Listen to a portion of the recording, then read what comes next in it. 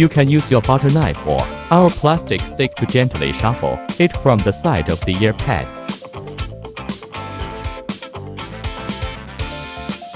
Raise the tool to the opposite side until you hear a clicking sound. Simply hold the earpad and pull it to the opposite side to remove the whole earpad. Please get a better understanding of how to apply the earpad. The same to the SOULWIT.